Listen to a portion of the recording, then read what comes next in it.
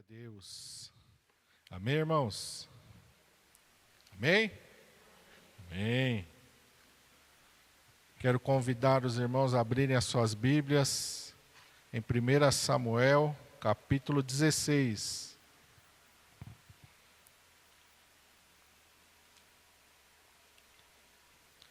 Primeiro livro do profeta Samuel, capítulo 16. E inicialmente eu quero ler com os irmãos o versículo de número 7.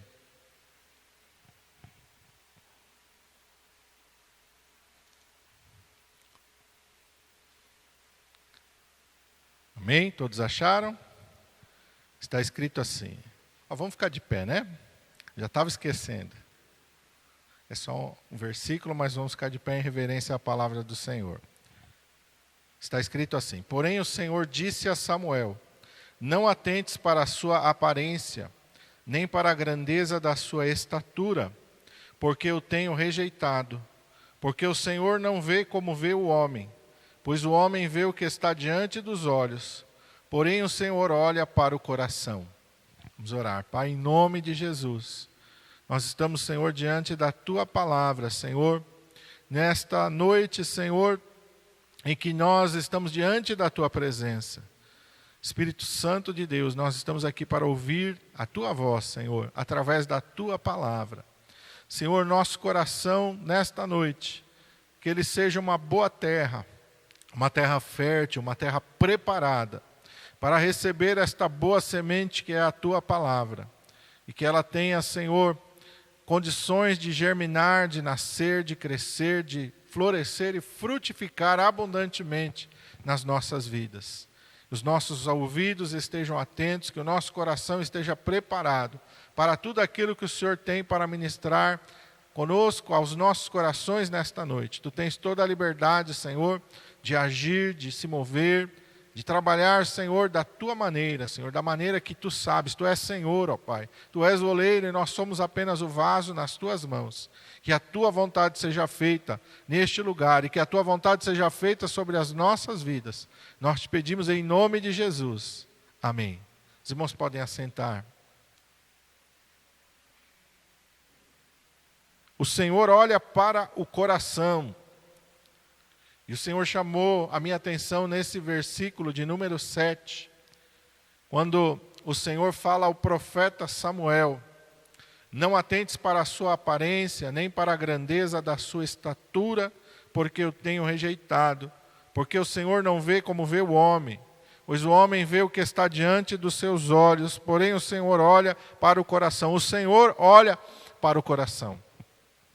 O Senhor está olhando para o teu, para o meu coração. O Senhor não olha para as aparências.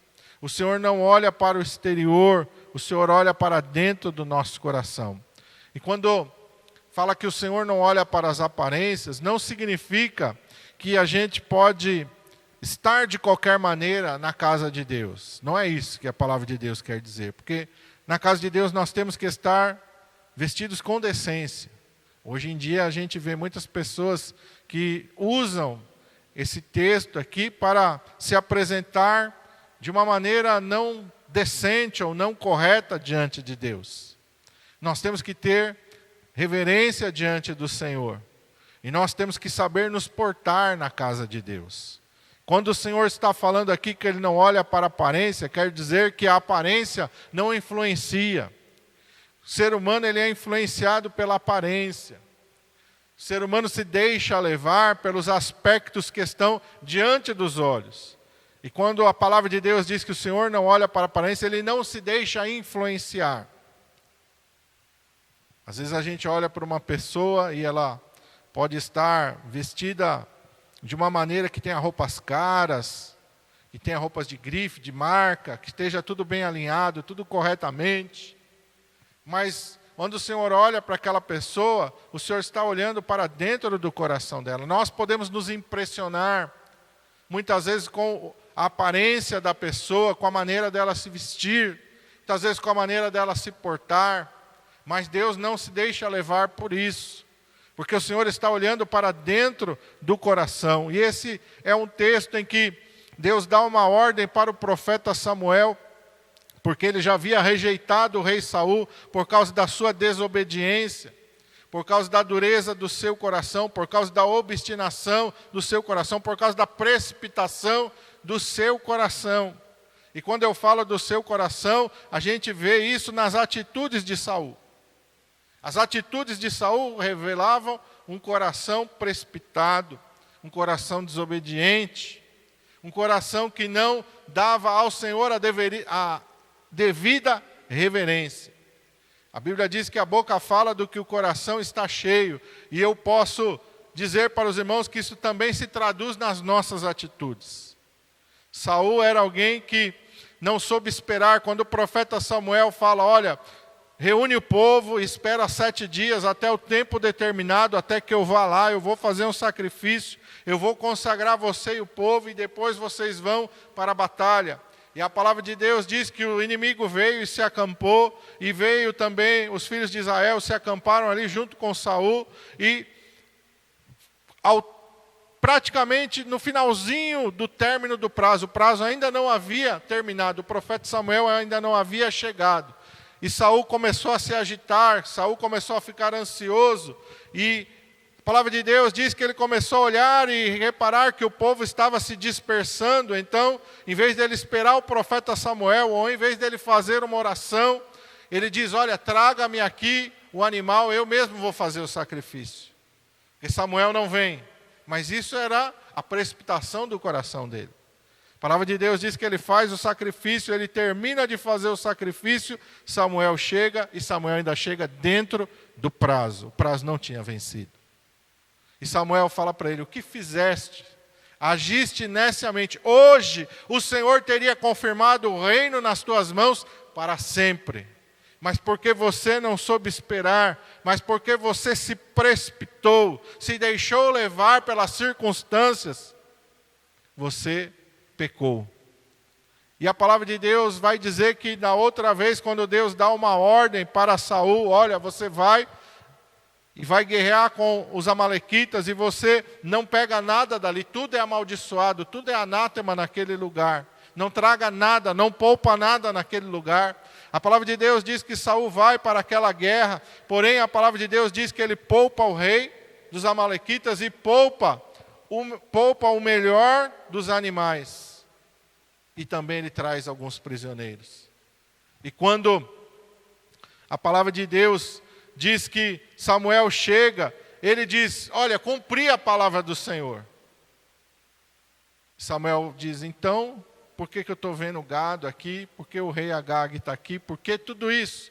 Ah, não, isso aí foi o povo que quis trazer. Mas olha, o povo tinha uma boa intenção, trouxe isso para sacrificar o Senhor. E aí vem aquela palavra tão forte da parte de Deus. E obedecer é melhor do que sacrificar. O Senhor tem mais prazer em que se obedeça a sua palavra do que em sacrifícios. O coração de Saul era um coração que não era reto diante do Senhor.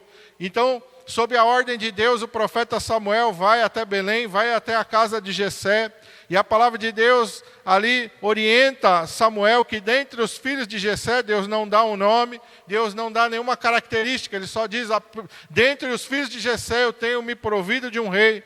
Então Samuel vai até a casa de Jessé, e ali Jessé começa a passar os seus filhos, os moços, diante do profeta Samuel, e aqui é justamente o primeiro filho, Eliabe. Ele é grande, ele é forte, ele tem um aspecto físico que impressiona, e quando certamente Samuel olha para Eliabe, ele se lembra de Saul, que Saul era grande, era forte, tinha uma boa presença física, e o próprio profeta Samuel se deixa levar pelas aparências, por aquilo que está diante dos olhos.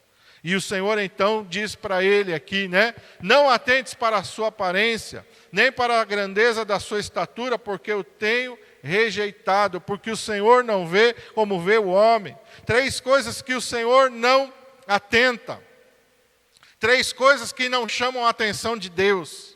3 coisas que não nos destacam diante da presença de Deus. Aparência física,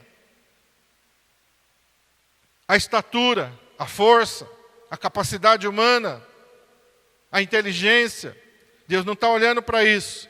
E Deus não se deixa levar pelo que está diante dos seus olhos. Existem pessoas que procuram causar uma boa impressão na sua maneira de falar, na sua maneira de se vestir, no seu gestual, em tudo que vai fazer, é tudo premeditado para causar uma boa impressão. Mas Deus não se deixa levar por isso. Amém? Deus não está olhando se você, pelo padrão do mundo, é bonito ou feio, alto ou baixo, gordo ou magro. Deus não está olhando para isso. A aparência física não destaca não nos destaca diante de Deus. Se eu sou um atleta, se eu não sou um atleta, Deus não está olhando para isso. Se eu tiro as melhores notas ou as piores notas, Deus não está olhando para a minha inteligência, para aquilo que os homens vão olhar e vai chamar a atenção deles. Não é o mesmo que chama a atenção de Deus. Não adianta eu querer causar uma boa impressão em Deus com alguma coisa física, não vou causar. Então, para onde o Senhor olha? Aqui o Senhor está respondendo. O Senhor não vê como vê o homem, pois o homem vê o que está diante dos seus olhos. Porém, o Senhor olha para o coração. E o que Deus quer ver no nosso coração? E o que Deus viu em Davi que lhe chamou a atenção? E é isso que eu quero que você medite junto comigo. Vamos para o livro de Atos dos Apóstolos, o capítulo 13. Atos dos Apóstolos 13.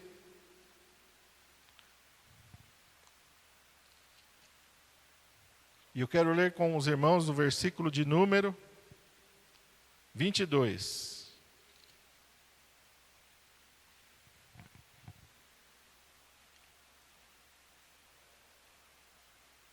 Paulo está pregando numa sinagoga e Paulo vai usar o exemplo de Saul e de Davi. E ele fala aqui no versículo 22 a respeito de Saul, quando este foi retirado, levantou-lhes como rei a Davi, ao qual também deu testemunho. O testemunho aqui é de Deus. Deus é que dá esse testemunho. E Deus disse: achei a Davi, filho de Jessé, homem conforme o meu coração, ou segundo o meu coração, que executará toda a minha vontade. O que Deus viu em Davi? Está aqui a resposta. O que chamou a atenção de Deus em Davi? Está aqui a resposta. Davi era um homem segundo o coração de Deus. Por quê? Porque Deus faz igual aquela brincadeira que a gente fazia um tempo atrás. Bem me quer, mal me quer. Bem me quer, mal... Ah, é esse é o escolhido. Deus fica lá, ó, deixa eu ver, unidunite, você. Não. O que Deus olhou e viu? Viu o coração de Davi. E o coração de Davi era um coração de obediência. Deus olha para Davi, Deus vê em Davi alguém que vai ser fiel, alguém que vai ser obediente. E Deus tem a capacidade de enxergar o nosso futuro. Deus não está enxergando somente o presente, para amanhã ou depois dizer: nossa, me decepcionei com Davi. Eu achei que Davi ia ser assim, Davi ia... Não. Deus tem a capacidade de ver o nosso futuro. Ele conhece o futuro está revelado por Ele aqui nesta palavra. Ele conhece todos os nossos dias. Davi mesmo vai escrever isso lá no Salmo de número 139. Ele conhece todos os meus dias. Quando eu nem ainda existia, Ele já conhecia os meus dias. Veja que é diferente de Deus ser um Deus de, vamos dizer assim, determinismo, né? E muitas pessoas acham que Deus é assim. Deus traçou o teu destino, mesmo que você queira, você não pode mudar. Não é nesse sentido. No sentido de que Deus é onisciente, Ele conhece. Ele sabe Ele está vendo o futuro. Para a gente entender assim, como se Ele tivesse uma máquina do tempo. Mas Ele não precisa de uma máquina do tempo. Ele vai lá no futuro e Ele já sabe como é que nós vamos agir. Porque o futuro... passado, presente para Ele, está tudo ali patente aos seus olhos. A palavra de Deus diz que Ele é aquele que criou o tempo, Pai da eternidade. Tempo para Ele, nós estamos limitados no tempo. Nós não sabemos o que vai acontecer daqui a 1 minuto, 10 minutos, nós não sabemos. Mas Deus sabe não só o que vai acontecer 1 minuto, 10 minutos, mas Ele sabe tudo, até o final. Então Deus olha para Davi, Deus vê alguém que vai ser obediente. Alguém que vai cumprir toda a sua vontade. E é isso que chama a atenção de Deus. Quando Deus olha para mim e para você, Deus quer ver um coração obediente. Como é que está o meu e o teu coração diante da palavra de Deus? Quando Deus olha para nós, quando Deus contempla o nosso coração, o que Ele vê? Ele vê as características de Saul, somos impacientes, não sabemos esperar no Senhor, somos pessoas que fazem as coisas da nossa maneira, nós sabemos o que Deus quer, mas nós fazemos da nossa maneira como Saul fez. Saul, quando ele recebe a ordem do Senhor para fazer aquela guerra com os amalequitas, ele faz, só que ele faz do jeito dele, ele não faz do jeito que Deus tinha falado. Tanto que quando Samuel chega, ele diz, olha, eu cumpri a vontade do Senhor, eu fiz. E a Bíblia diz que enganoso é o coração, mais do que todas as coisas, e perverso.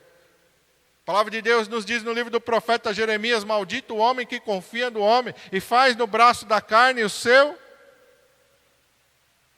Nós não podemos confiar em nós mesmos. E Saul confiou em si mesmo. Ele achou que Deus falou, mas eu vou fazer aqui e faço do meu jeito, não tem problema, Deus vai aceitar. Esse é o erro de muitos. E muitas vezes é o nosso erro.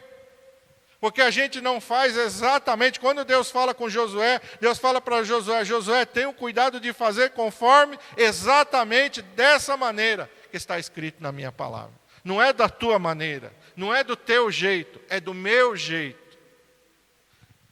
E quando Deus olha para o coração de Davi, Deus vê alguém que vai fazer isso que não é como Saul. Aleluia! O outro testemunho é o próprio Davi que dá a respeito daquilo que Deus quer ver em nós, lá no Salmo 51. Vamos lá para o Salmo 51.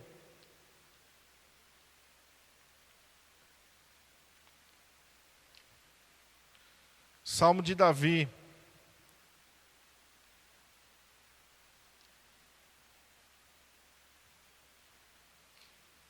Não só Deus conhece a Davi, mas Davi também conhece a Deus.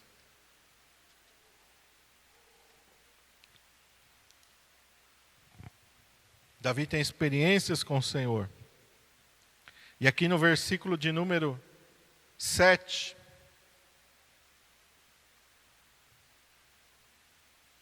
não, 17, desculpa, eu coloquei 7 aqui, mas é o 17. Faltou um aqui. Salmo 51, 17 está escrito assim: os sacrifícios para Deus são o espírito quebrantado.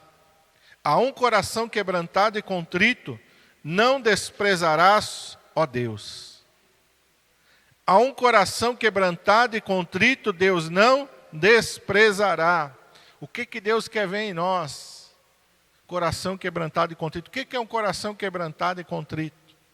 Coração que, quando erra, se quebranta. Sabe se arrepender, sabe reconhecer os seus erros. Saul não sabia reconhecer os seus erros. Ele se justificava. Quando Samuel repreende ele, olha, você fez a vontade do Senhor, então por que eu estou escutando mugido de vaca? Por que eu estou escutando balido de ovelha? Não, foi o povo. Ele não assumiu o erro. Ele não assumiu a responsabilidade. Ele era o rei.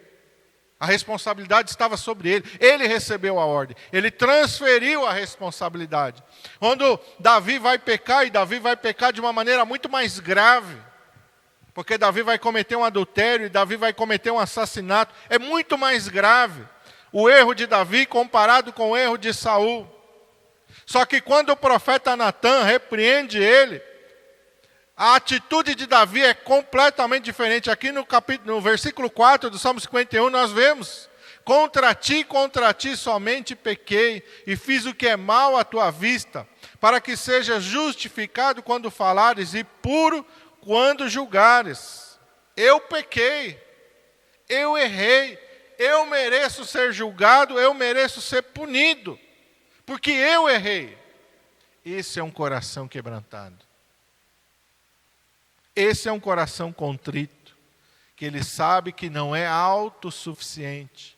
Quantas vezes nós vamos olhar para a história de Davi, e Davi, antes de alguma decisão, seja de batalha ou alguma coisa importante, Davi vai consultar ao Senhor.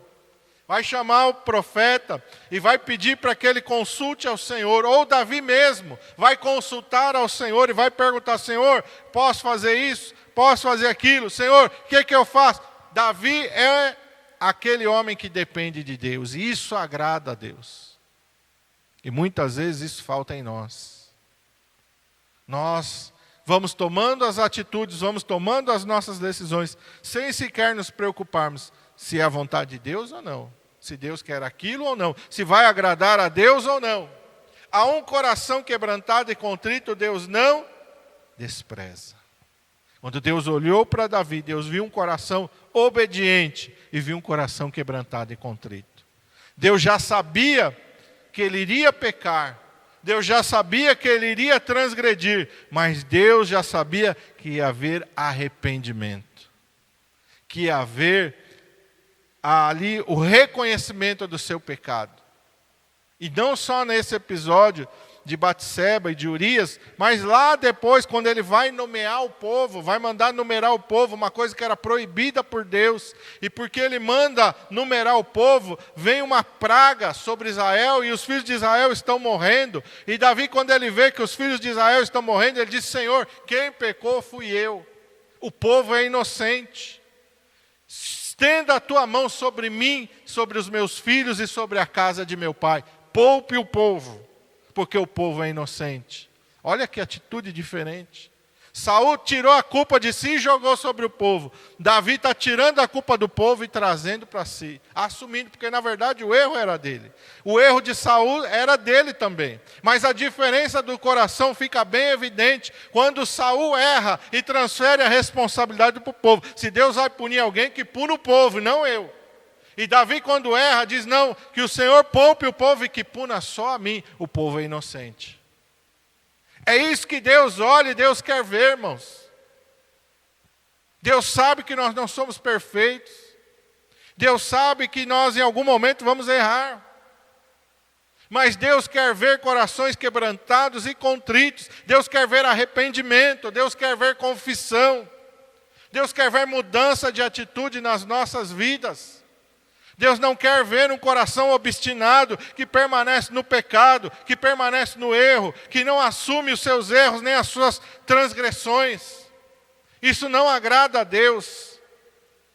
O que agrada a Deus é um coração como o coração de Davi. E Deus mesmo dá o testemunho, Deus mesmo sabe reconhecer aqueles que têm o coração que lhe agradam. Vamos voltar para 1 Samuel 16.